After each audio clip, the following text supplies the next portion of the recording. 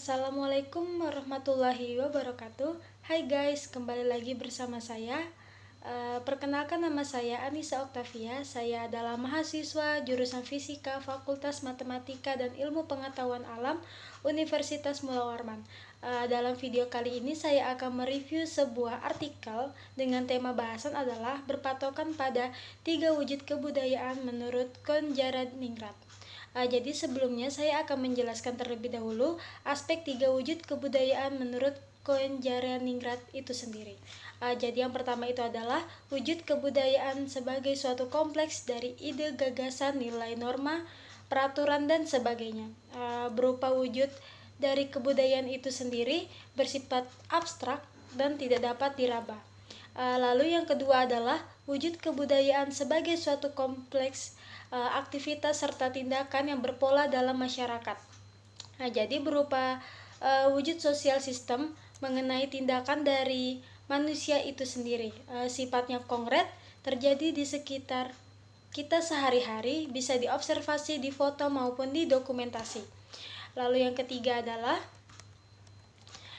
sebagai benda-benda hasil karya manusia, dalam artian disebut juga sebagai kebudayaan fisik, di mana sifatnya paling konkret, berupa benda-benda atau hal-hal yang dapat diraba serta dapat difoto. Baiklah, kita akan langsung saja masuk ke intinya, yaitu mereview berita atau artikel berdasarkan pernyataan yang sudah saya jelaskan tadi. Baik, dalam video kali ini saya akan mengambil berita tentang pandemi COVID. Jadi yang kita tahu zaman sekarang ini COVID itu bukan lagi hal yang asing bagi kita. Kita sudah terbiasa mendengar berita-berita tentang COVID sekarang ya. Seperti yang kita ketahui, semenjak pertengahan Maret 2020, COVID melanda Indonesia. Semua di lockdown, kita diliburkan selama kurang lebih dari 14 hari pada awalnya, namun berkelanjutan hingga sekarang, menciptakan kekhawatiran yang luar biasa di seluruh Indonesia. Kita diwajibkan melakukan kegiatan di rumah dan segala sesuatunya dilakukan di rumah, mungkin seperti pekerjaan atau aktivitas pendidikan dan lain-lainnya.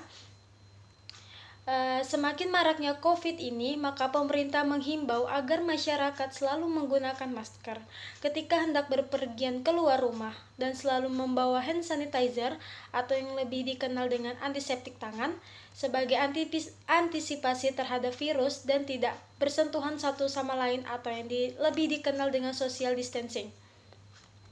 Dari sini timbullah kesadaran masing-masing pribadi bahwa menjaga kesehatan itu penting.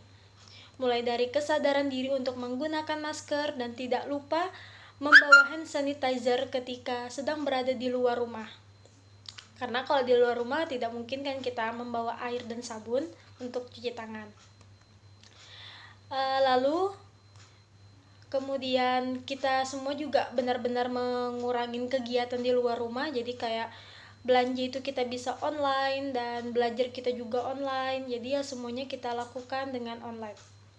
Nah, dari sinilah timbul suatu pola berlanjut atau disebut juga kebudayaan. Menggunakan masker dan membawa hand sanitizer atau antiseptik tangan. Hingga saat ini banyak sekali kita jumpain antiseptik tangan dan masker berbagai jenis macam merek gitu ya. Jadi dari yang produk rumahan atau yang kita kenal dengan homemade sampai yang buatan pabrik itu sendiri. Yang dulunya kita kenal masker itu cuman sekedar buat ngelindungin muka. Nah, sekarang itu malah lebih ke ngelindungin nyawa ya gitu. Nah, dari artikel ini yang sudah saya review tentang wujud kebudayaan menurut Konjaraningrat, secara singkatnya adalah kalau kita rangkum, itu adalah yang pertama, munculnya pandemi COVID yang melanda seluruh Indonesia. Jadi memang menggemparkan sekali ya.